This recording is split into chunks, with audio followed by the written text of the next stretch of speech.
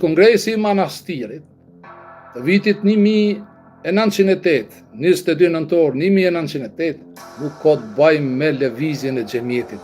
Lëvizja e xhamietit gjithnjë ka qenë kundër gjuhës shqipe, gjithnjë ka qenë kundër alfabetit latin, që quhet me këto germa që e quajnë alfabet latin, dhe lëvizja e xhamietit që sot 80% e vrejtit janë të xhamietit Nikola Pashiqit, që në zemër e kanë Stambollin, babën sultan, dhe nuk e di se s'dolin me pranun këtë punë vëlla.